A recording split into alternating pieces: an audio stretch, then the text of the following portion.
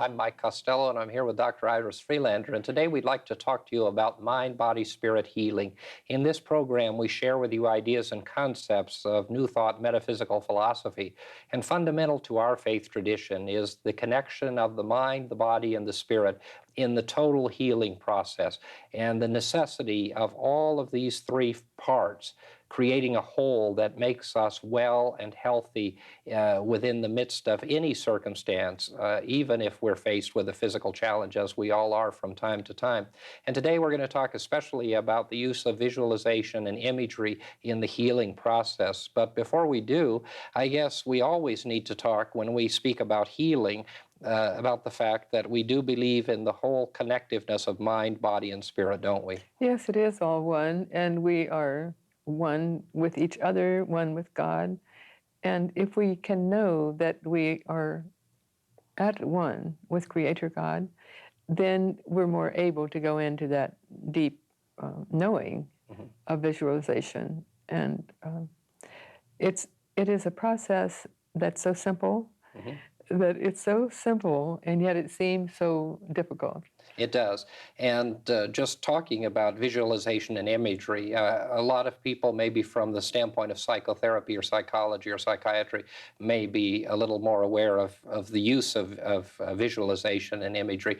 But in spiritual traditions, the use has become very, very well integrated. And certainly in the New Thought movement, we've always been people who have used imagery in our meditations. Guided meditations are fundamental to most of our meetings and groups. A lot of our educational programs are spent on that. And so much has been done within the medical realm in terms of the use of visualization and imagery. Especially, we can think of what was done by Dr. Jambowski and others in cancer therapy. But imagery and visualization are really a tremendous help to us in gaining our health or regaining our health. It works very much as affirmations do, doesn't it? When we affirm in a positive way, then it's the same idea as the visualization and imagery, because we're seeing ourselves whole and strong. And we've been taught over the years never to focus on the negative aspect. For example, not to say if we have any part of our body hurting, let's say it's the hand, not saying, God, take the pain away from my hand, but to see the hand whole and strong and to see the hand beautifully well. And so if we do that with all aspects of our body, whether it's a dread disease or something more minor, then it still works the same way. It absolutely does. Myrtle Fillmore, who was the co-founders of Unity, a wonderful movement. We're not a part of the Unity movement, but they hold similar beliefs to our organization. They're a New Thought organization. And Myrtle Fillmore was one who, early in her life, at the end of the last century, developed a modality of healing treatment, prayer treatment. And one of the things that she did was to heal herself. And she began by talking.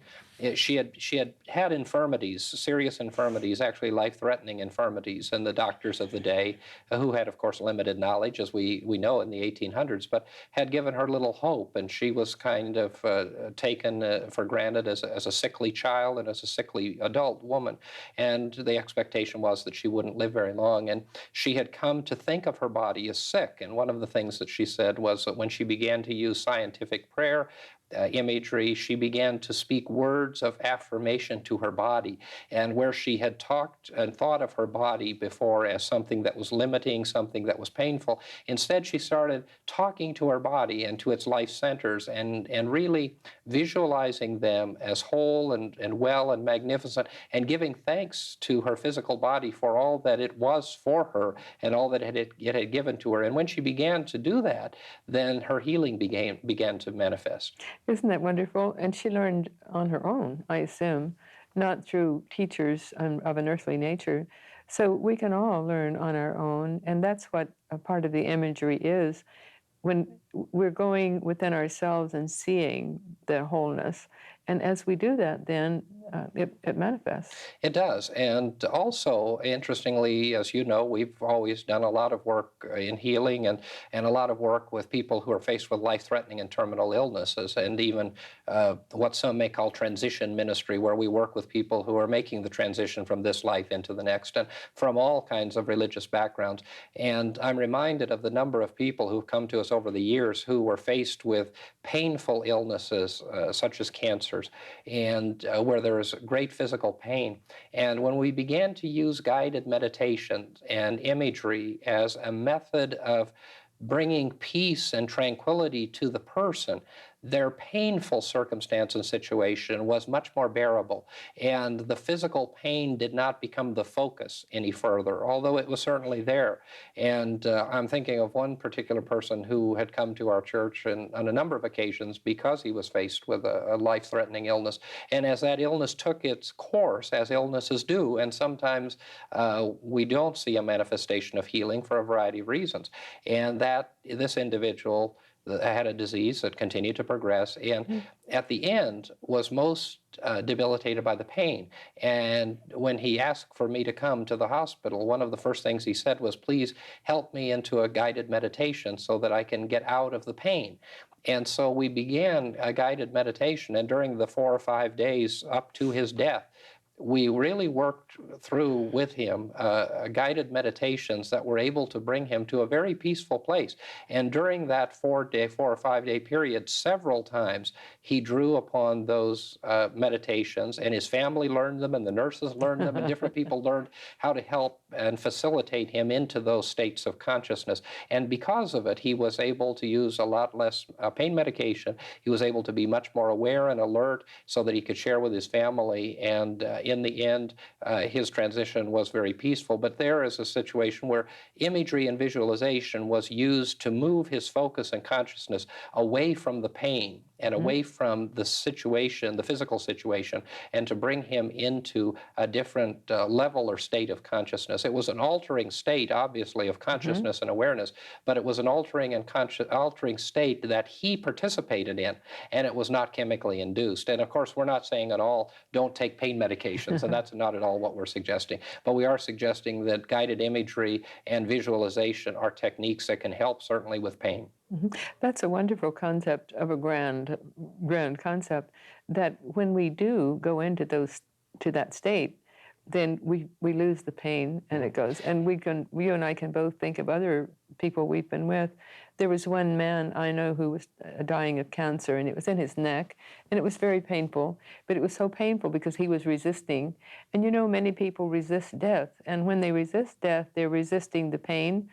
And then they're feeling the pain more greatly, where if one just relaxes and goes with the meditation, which you so wonderfully expressed a moment ago with that gentleman, then the pain isn't felt as much. And I know another woman with whom I spent her last moments and last few hours, and she had the same thing happen. And I was taught her deep breathing, and that's something we need to emphasize, the importance of deep breathing when we go into meditation or when we go into visualization. And it is so relaxing and so wonderful that people who are in the greatest pain will be helped immensely if they just do deep breathing and then go into that state.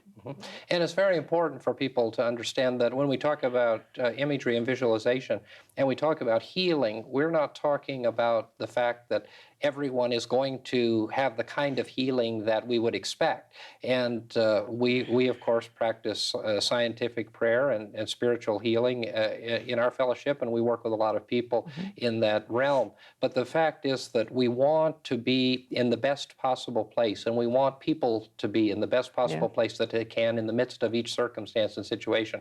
And so by alleviating the pain or stepping out of the disease or moving away from the consciousness of just allowing that oppressive physical debilitation to be the all-consuming fact of life, we can work at the process of healing of mind and of spiritual consciousness, and that in turn has a physical manifestation in many cases, such as the relieving of pain, and in some cases remissions and spontaneous healings, which of course happen. But the real importance is that people are able, in the midst of their healing need, in the midst of their physical need or their ailment, to be able to claim the presence and the power of this peaceful, healing presence to alleviate their pain and allow them to go through and to grow through the circumstance and situation they find themselves in, whatever that disease is. Yes, and of course we feel that everyone has a preordained time to go, and that might be questionable, but to me it's true.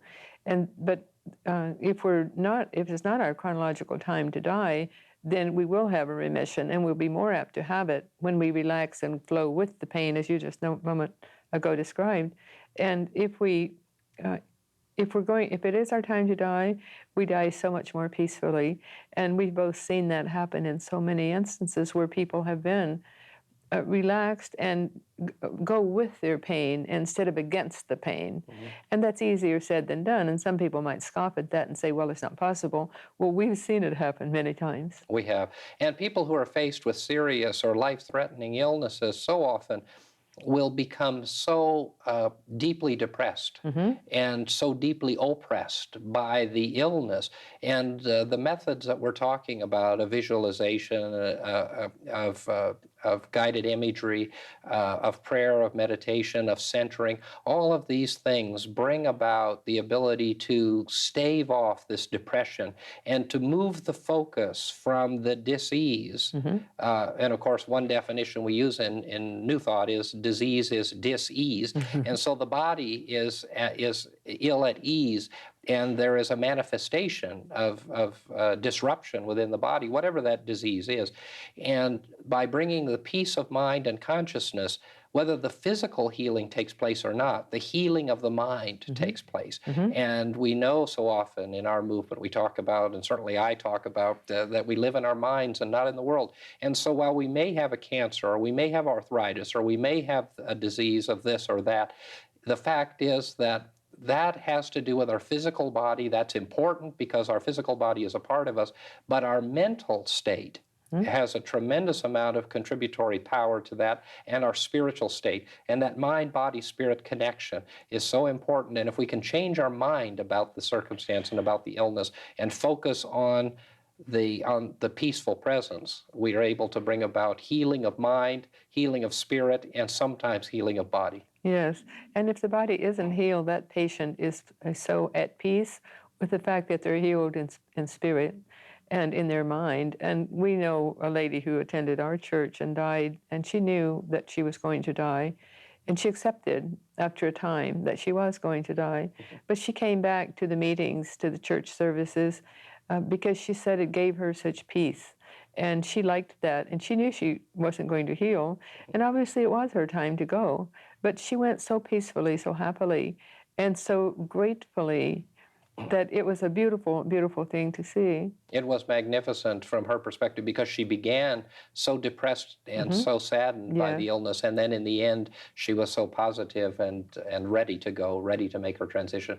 We'd like to pause at this point in the program and offer you the opportunity to receive some literature so that you can continue to study the ideas and concepts that we're sharing with you today.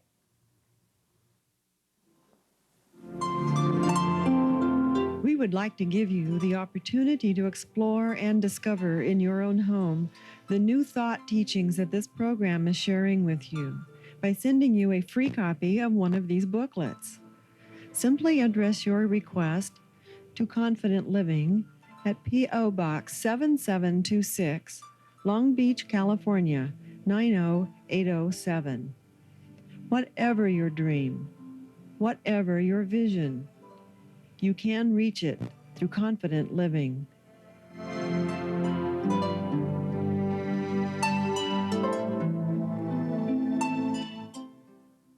Before the break, we were talking about a lady in our fellowship who really was a person who used imagery and her ability to have vision beyond appearance to bring about a certain peace within herself. And you were sharing with us, and I recall how she came even from the hospice in the last days with her oxygen so that she could be in the services, just so that she could participate in the fellowship, although she was also able to go into times of meditation and peace very nicely in the facility where she was being taken care of. But that ability to draw upon this peace and to visualize. The young man that I talked about in the beginning of the program was one who was certainly not of our faith tradition. He'd come from a very traditional church, but he, early in his disease process, came into one of our services, and during the guided meditation, in one of our guided meditation healings, he said that the pain left his body, and he was just amazed that the pain left his body. Well, in fact, the pain probably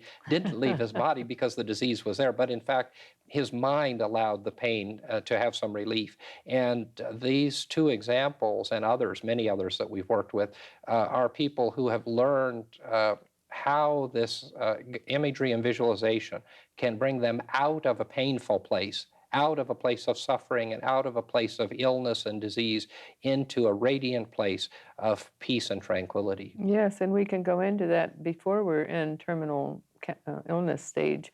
I know I'm thinking of an older lady who wanted us to visit her because she knew she was getting near time to die, but she didn't want to meet the people on the inner that she had hated all this lifetime.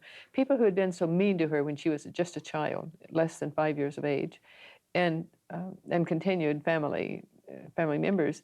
And so she wanted to know how to go over, and it was the same idea, it's the same process.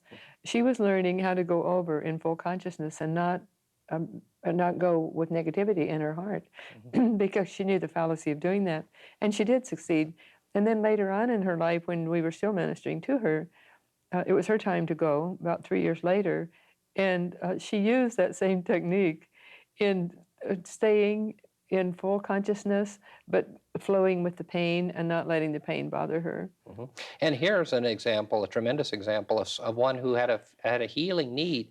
And so often we think of healing and using these techniques that we're sharing and healing a physical ailment, but she had a mental ailment. Yes. And she had a psychological ailment, Yeah. she had a spiritual ailment. And so many times we have sicknesses that do afflict our mind. And we're not talking about clinical mental illness here. We're talking about the negative experiences of our life that have indelibly placed upon us some damage. And we allow ourselves to relive and re-experience that damage. And each time we re-experience it, and each month and year that passes, it becomes more and more a hurt, a pain, a disease, and an illness within us. And through this visualization and imagery technique, we can begin to eliminate and eradicate that. Yes, and find peace of mind. And that's what we're looking for, peace of mind, whether it's from physical pain or mental pain or whatever pain. If we're pained, we're pained. Yeah, we are. And so we need the same, and we can use the same concept through all the various types of pain. And it's a wonderful example that lady showed us. She was 90 years old, and she said, I'm 90 years old, and I know I'm not going to live very much longer. She lived 3 more years. But she used, as you said, the same process in all the different aspects of her pain.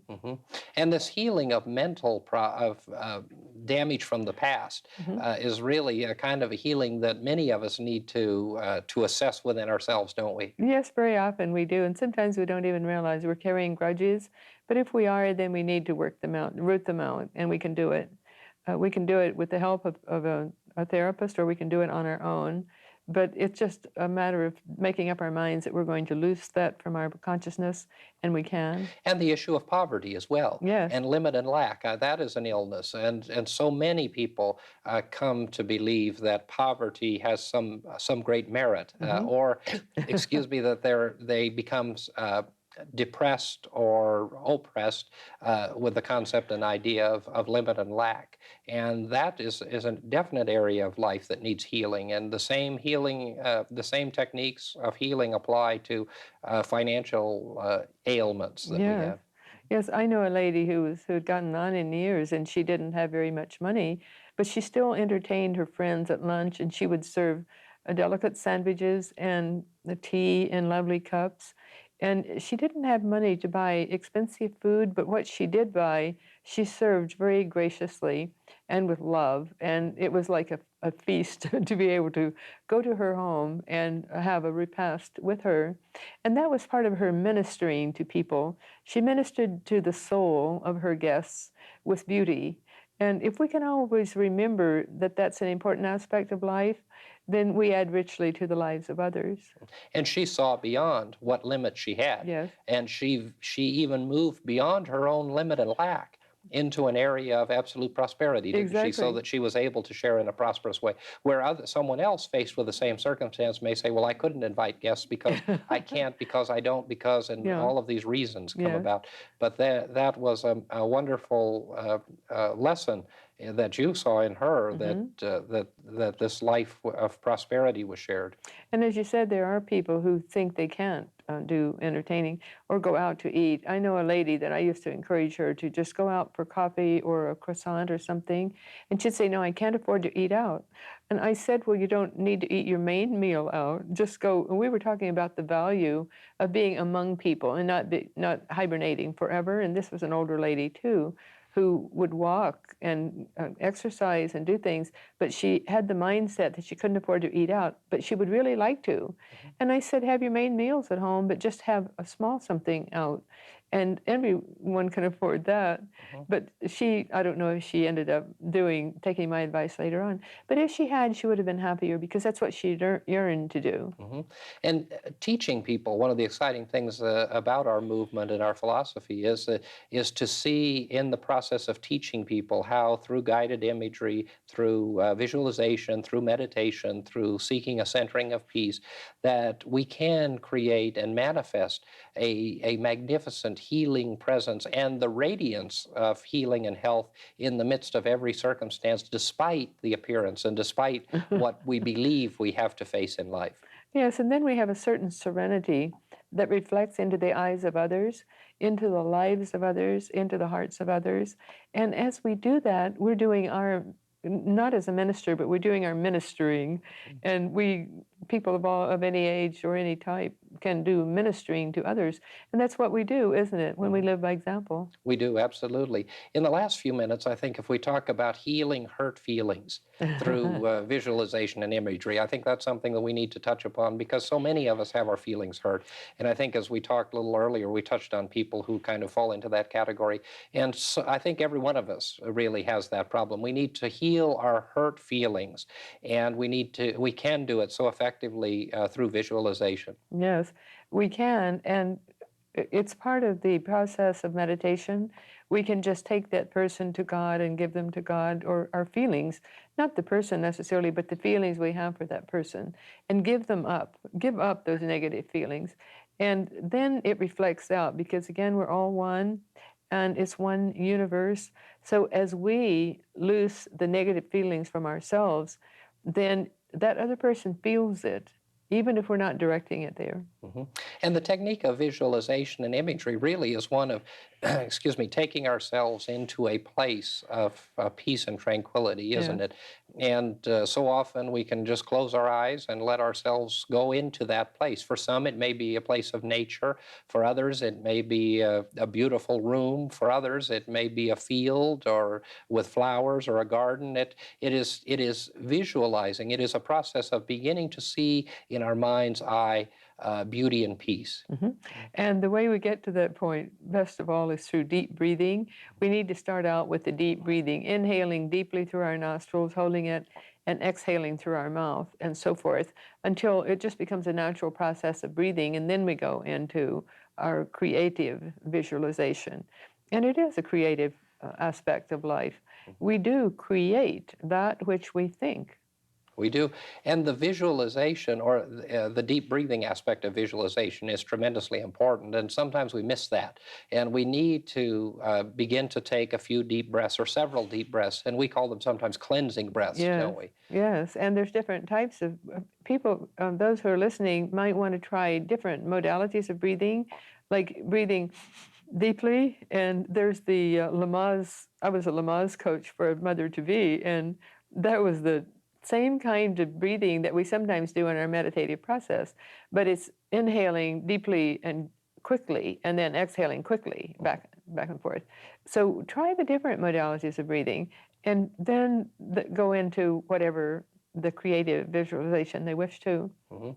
And of course, there are many people who can help with guided meditations and guided imagery. I think the one caution that I would give, and certain people may disagree with me, but I think that if anyone gets into a restrictive area where someone is telling them that this is the way to do it, I'd be cautious of that, because there's no this is the way to do it. I know. And so guided meditations, imagery, and visualization, there are many techniques, and there are many wonderful professional practitioners, psychiatrists and psychologists and social workers and counselors and clergy and individuals who do wonderful guided meditations and visualization techniques. But whatever works for the individual is key and important, and not being dogmatic about it and not believing that there's only one way. I know, if anyone is ever dogmatic, it just makes me laugh, because I think how foolish and how short-sighted, because we know there's never just one way anywhere.